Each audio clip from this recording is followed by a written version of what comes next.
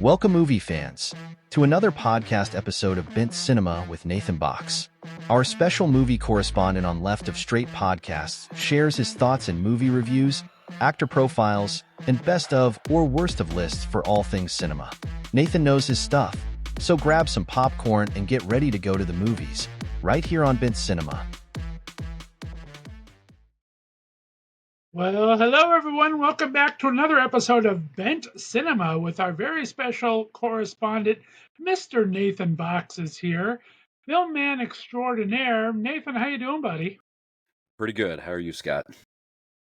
I am doing fantastic. I'm getting ready to go on the big road trip, so I'll be on that when this airs.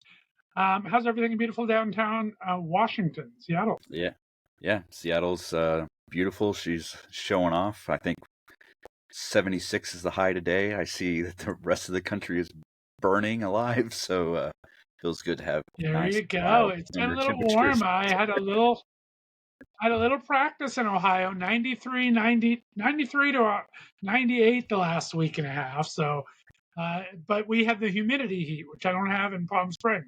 Don't worry. It's going to be hotter than hell in Palm Springs and Vegas.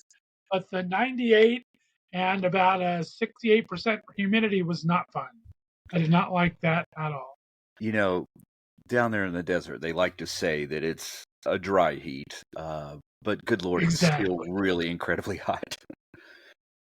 It is, but it really is a dry. Like I said, in Ohio, it's kind of like you feel like you're melting. And in Palm Springs, it feels like you're baking from the inside out. So it's a little different feeling. Still kind of miserable, but it's a little different. So yeah, definitely. Well, talk about yourself. Have you recovered from your 825 films from the film festival? We talked about that last time you were on. How are you getting back there? Okay, so that's an exaggeration by one or two films, but yes, I am recovered. But I do think I could do that for the rest of my life.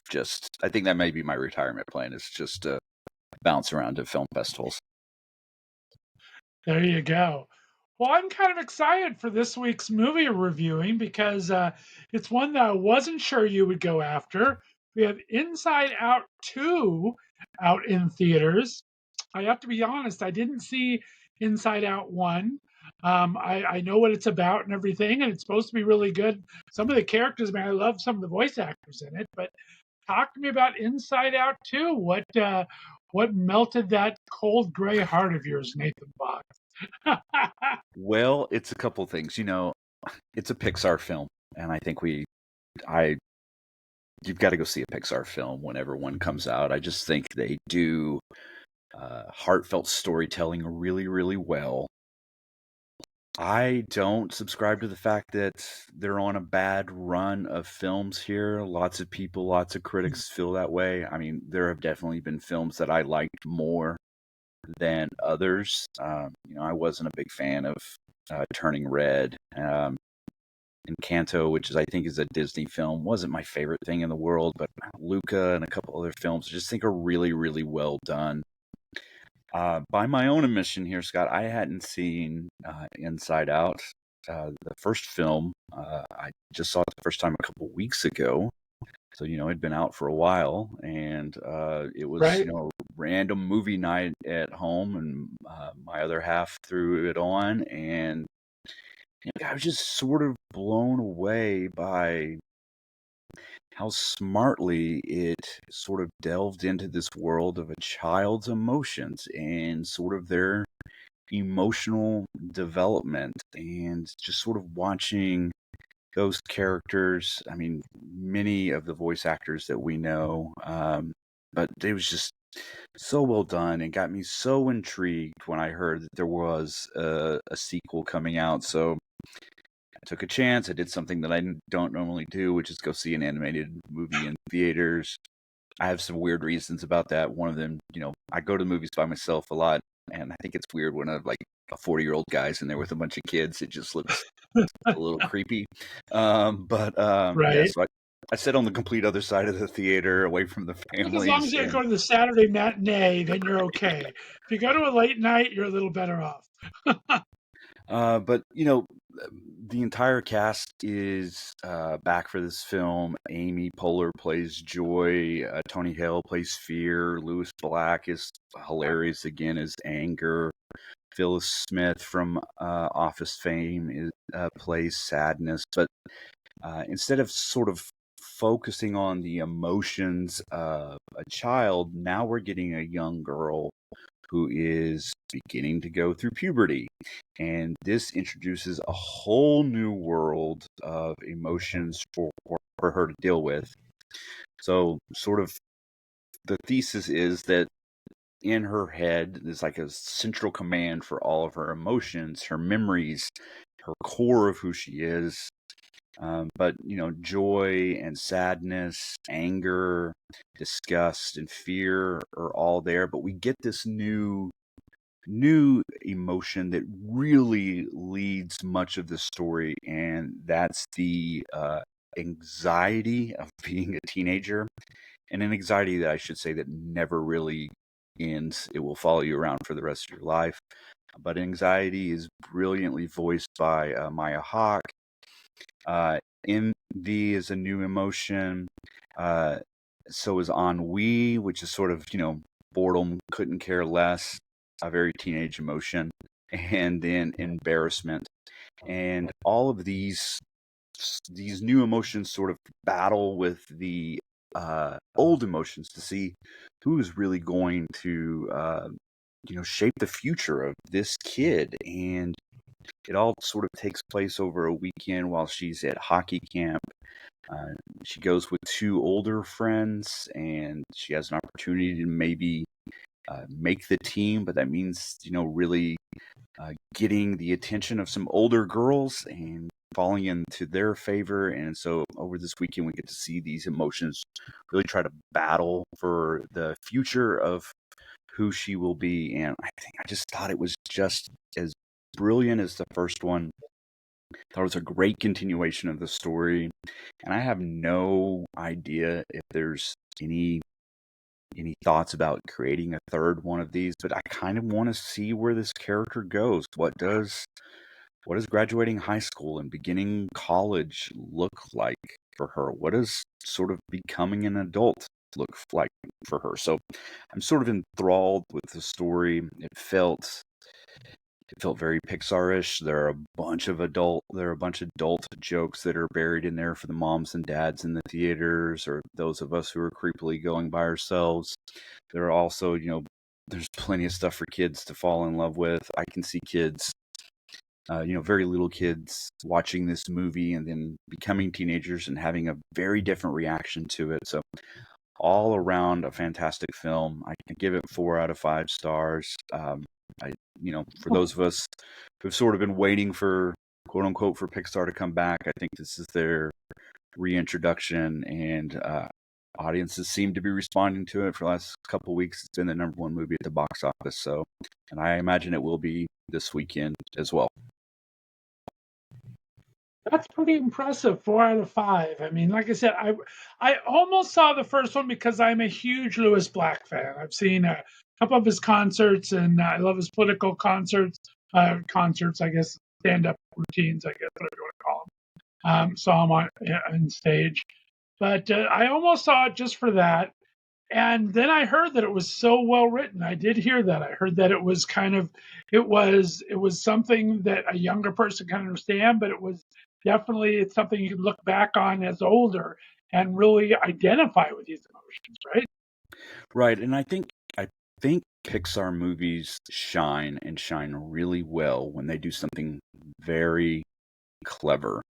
And this movie does something very clever. It takes this sort of hard to describe thing that happens in our minds, human emotions, and really invents something that's pretty clever, which is this idea that there's a whole world up here in your head, and they are sort of dictating what comes out of your mouth and how you act, and it's like a big old factory up there, and your memories are stored, and how those memories shape you and how they create your center.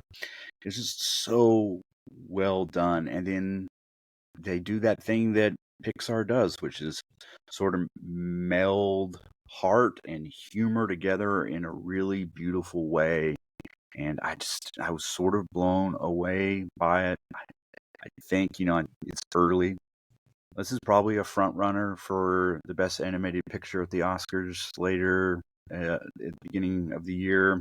It's just it's that good, and I wish we got sort of more of this, not just from Pixar and Disney, but really just from Hollywood alone. Really clever writing that brings heart and humor together in a really fantastic way.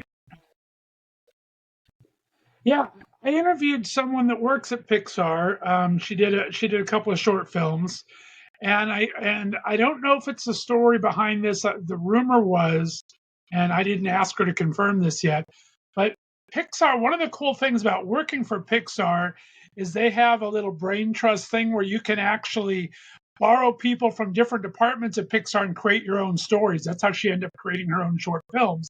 Is you can borrow someone from the animation department as long as they have the free time. During their free time, they work together. So I had heard that this was one of the ideas pitched around from one of the actual, I think it was an animator that kind of pitched this, and then it went to the whole studio route because everyone thought it was such a great idea. But that's one of the things I love about Pixar. You're right. They talk about kind of it having some problems and stuff, but I think with the creative minds they have there and the creative artistic freedom they give all their employees, I don't think it's ever going to have a bad. I mean, you're going to have a bad run from occasion, but when you have that kind of a group think together in one company, it's very hard to go wrong. So I think they're going to be fine. Yeah, and that sounds like remnants of their old Apple days, the Steve Jobs days when he ran Pixar was, let's get the smartest people in the room to try to make something really quality happen. And that sort of let's go grab someone else from across the company who might have a story idea and let's, start writing some things down and thinking through some scenes sounds like sort of something that might have been left over from Apple. But, I think 9 out of 10 times Pixar knocks it out of the park and gives us a really great film that withstands the test of time. And I don't know anyone that is still not thinking about those sort of Toy Story movies. Wall-E is one of my favorite films of theirs. I think it's so well done. But we could go on and on. They just more often up. I mean, we could go, we could go all day. They just more often than not they knock it out of the park. I had a rough time to get navigating the pandemic. Lots of studios did, but it's nice to see that they're back to form, and I hope this is a sign of great things to come. Well, and I love your insight. I think that would be amazing if they kept the story going as and did the life of a person, right? From the child to young adult to teen to uh, getting your first job to getting married and everything. And there's so many places you could take this, right? Because we all have. I mean, there's only so many emotions, but there's so many times that these emotions fight with each other for different things that happen as far as milestones in our life, right? I think that's a great way to look at it. And the title of the documentary is escaping me at the moment, and the number of years between when the director goes back and forth is also escaping me. But there is a documentary where the documentarian is following a group of students, and he comes back and interviews them every 10 or 15 years to see like what's changed in their lives, and it has been monumental changes. I would love to see this character continue and see how her emotions sort of react to the changes in her life. I would be fascinated by that. Would be amazing. Well, let's go ahead. Let's wrap up with some of your favorite animated movies. Talk about, give me, I mean, we talked about Wall-E, and there's a couple of great ones out there. If you were to give top, because I'm not a person, I don't know about you, I'm not a person that can see a movie over and over again. So once I see a movie once, sometime twice, I'm done. But as you do this so much often, what movies, animated wise, have you seen more than once that you can see again? Top three Uh, to five. well, they're both sort of stop motion films, but I'm going to sort of throw them in the animated category, even though that's not what they are. But I think both Wes Anderson's films that are sort of in this category, The Fantastic Mr. Fox and Isle of Dogs, are both really fantastic films.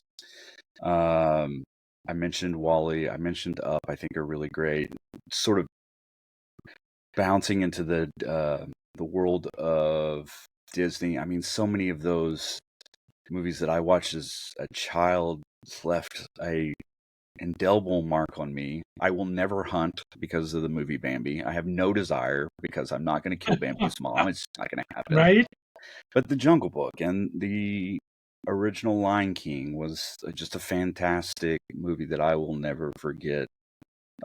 From the world of Disney, Fantasia is, I think, an underrated sort of Disney film. And then the world of I thought the Simpsons movie was fantastically well done, and it was great tip of the hat to those of us who, after I think 36 years now, are still watching that show. Like, there's been Right? a bunch, like Five Goes West. I mean, I could the Iron Giant. I mean, just so many that I think are really well done, and that's to say nothing of all the amazing stuff that DreamWorks has done. I mean, the Shrek films, How to Train Your Dragon. I think Right? those are also really great movies. So, um, I think the animated movies that are coming out now that seem to be really great and withstand the test of time are the ones that have something for the entire audience. They've got something for parents. They got something for those with us without kids. They got something for kids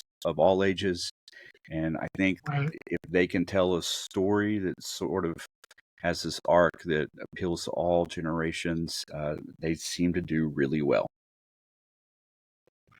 Well said. Yeah, I like all those, and I think you're right the way that's going. I mean, it's so tough anymore because it's hard now that we have so much stuff happening at home with streamings and DVDs. It's hard to get the families out to the theater just because it's expensive. You have kids you're wrangling. There's a lot of external factors that are not helping going to the movies anymore, right? Kind of Yeah. nicer for us older people that don't have those distractions.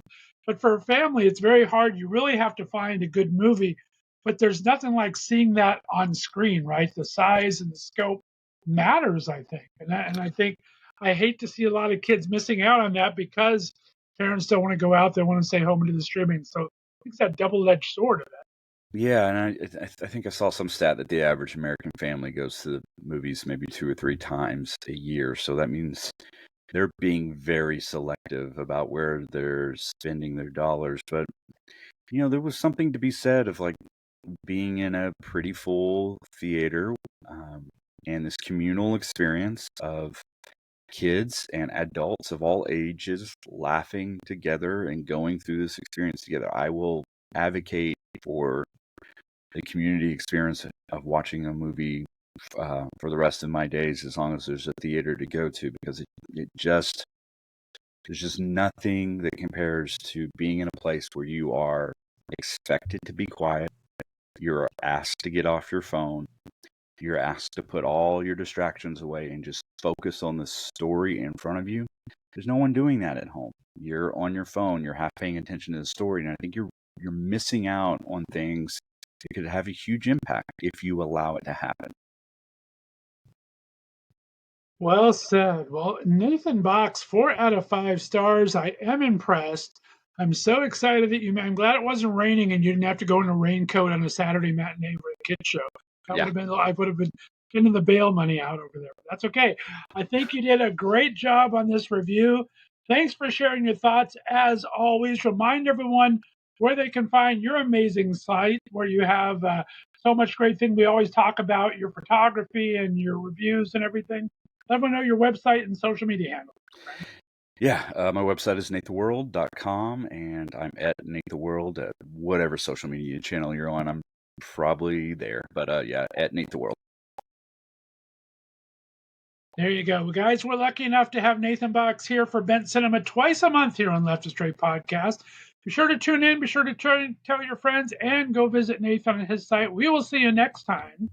And thanks again for tuning in to Bent Cinema. Have a great day, everyone. Well, that's a wrap on another Bent Cinema podcast. Thanks as always to Nathan Box, who joins us twice a month here on Left of Straight Podcasts. Be sure to give us a thumbs up or 5-star review wherever your podcasts are distributed. Until next time, we'll see you at the movies.